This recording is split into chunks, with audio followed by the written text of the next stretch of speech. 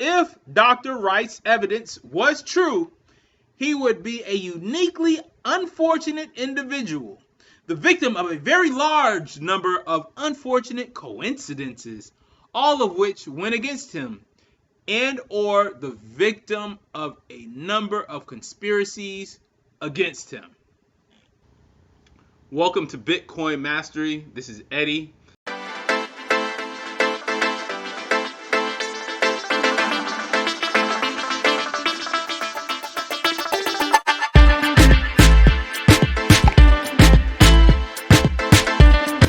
Been in Bitcoin since a long time ago. Today is March 4th, and right now Bitcoin is currently trading at, a coin is at $36 right now. Bitcoin will be worth at least $100 per coin. And still learning about Bitcoin and trying to understand it, and so much has happened since then. Thank you for joining. Welcome to Bitcoin Mastery 101.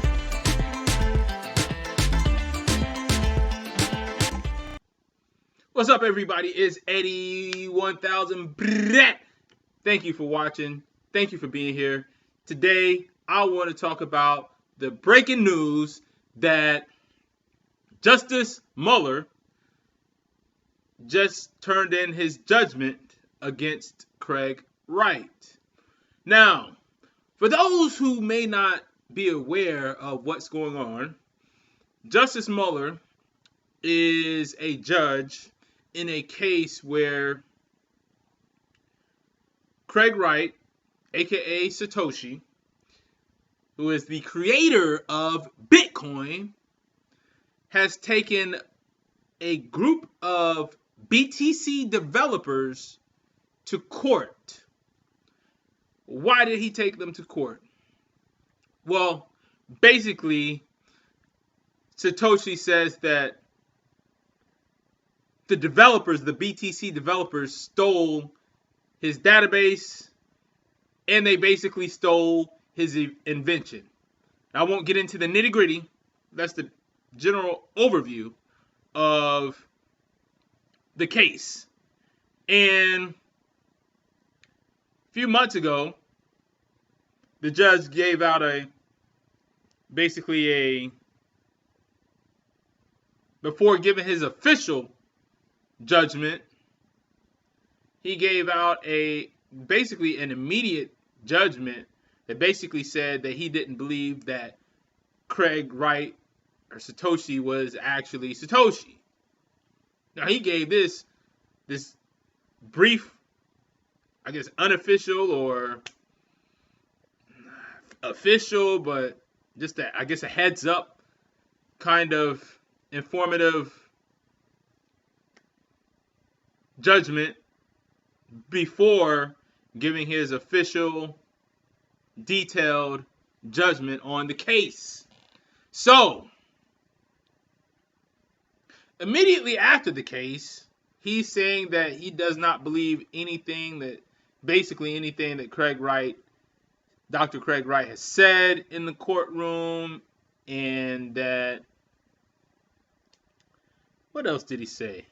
He said some other, I don't have the document right in front of me, but it basically said he does not believe that Craig Wright is Satoshi, and he will be following up with a detailed judgment in a couple months.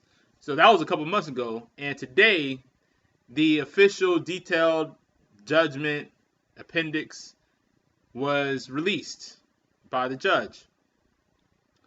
And it was shocking. I did not read the whole thing because it was 261 pages. I just don't have that type of time. But I do have time to read. I can skim through a document and know where to find certain things in a document. However, this detailed judgment was very interesting, shocking,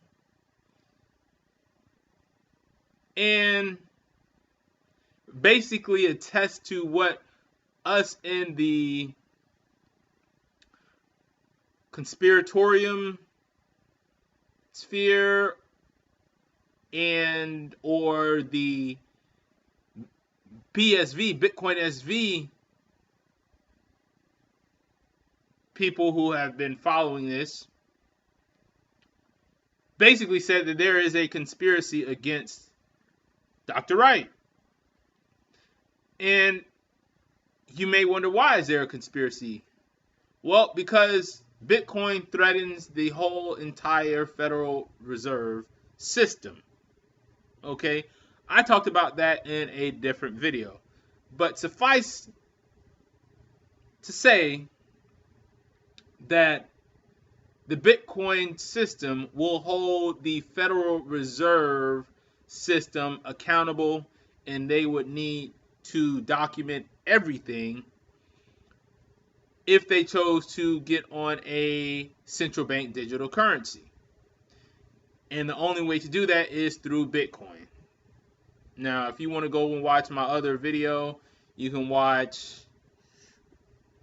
the video called Triple Entry Accounting, Part 1 and Part 2. All right. So, back to the judgment. In the first, almost the second or third paragraph, item number 4, it states, let's go take a look.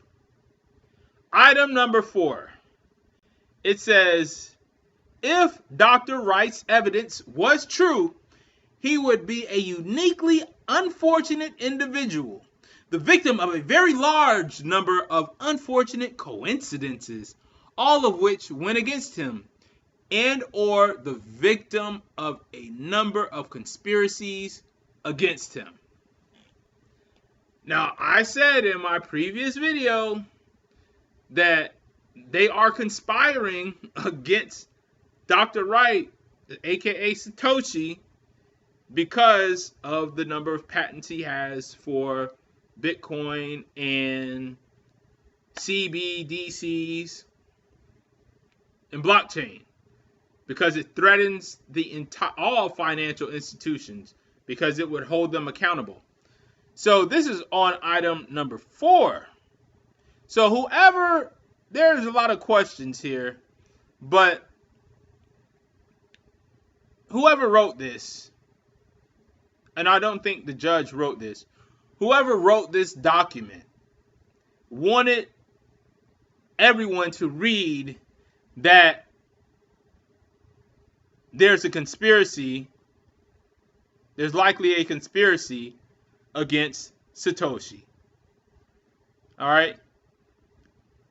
Because, why do I say that? Because they put this in the top number 4.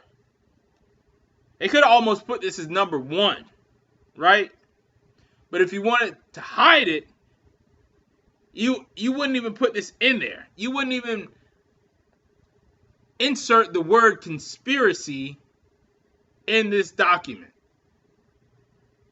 Being that they entered the word conspiracy in this document at the position that they entered it in, number 4, they really wanted someone to see this. And one of the things about language is that sometimes you put things in places, you either want someone to see it or you don't. And somebody wanted us to see that there's a conspiracy against Dr. Craig Wright. Possibly. All right. So, that's the first thing I wanted you all to look at. Now I want to go down to one more point. That's at the top.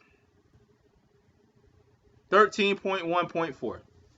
It says, fourth, due to his collaborative and non-confrontational nature, I consider it is most unlikely that Satoshi would ever have resorted to litigation against the developers. Satoshi would have recognized that differences in views led to the hard forks in the Bitcoin blockchain and moved on. Now, this is just this is funny when you think about it. Sad, but true. This judge said, due to Satoshi's collaborative and non-confrontational nature. Now, allegedly, he does not know who Satoshi is. Okay? But he's giving his type of personality, type of energy, the type of behavior of this person that he claims not to know, says that this person would be non-confrontational in nature. In nature. Not non-confrontational online, but non-confrontational nature. As if this judge has seen Satoshi in multiple experiences and environments. He's seen him at the bar, he's seen him online, he's seen his videos, and concludes that due to his collaborative and non-confrontational nature, I consider it is most unlikely that Satoshi would ever have resorted to litigation against the developers. Like, if Satoshi built the damn thing, Satoshi owns the damn thing, and some developers come and steal his invention, defamate Satoshi, and breach the contract, what is he to do?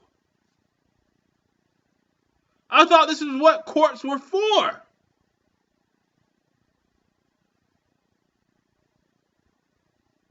To settle disputes.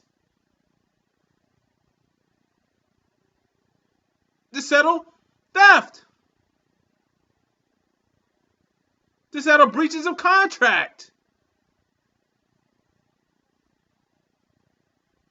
Not to assign behavior to some person that you claim to know or not know. I don't damn near know if you think you know him or not.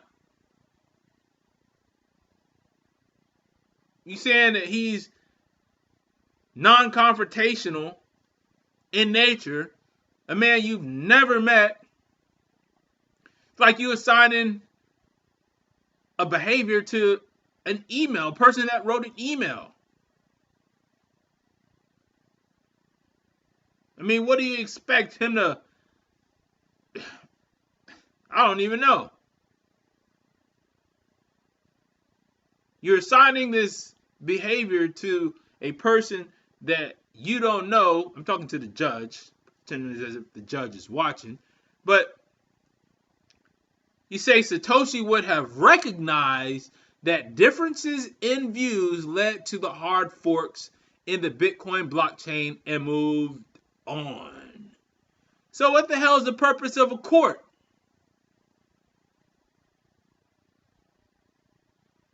Differences in views mean that there's possibly litigation that needs to be taking place.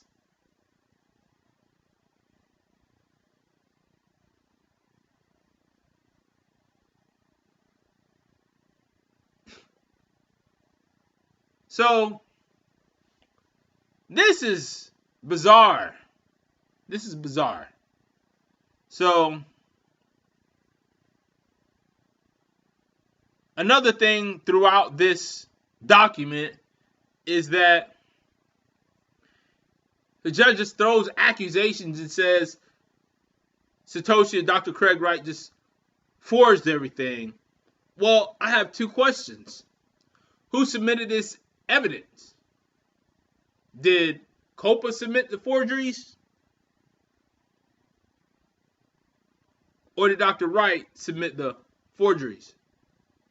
Because if Copa submitted the forgeries, then Dr. Wright would not need to explain why those documents are real or they're not real, because that's not his evidence. Just like if you're in court and the prosecutor says that they bring up a check that you didn't write, that you've never seen before, and your signature is not even right, how do you expect a defendant to explain the source of the check that the prosecution brought in? The defendant doesn't have any idea on where this check came from or anything. And then you say it's a forgery. Well, the prosecution submitted the forgery.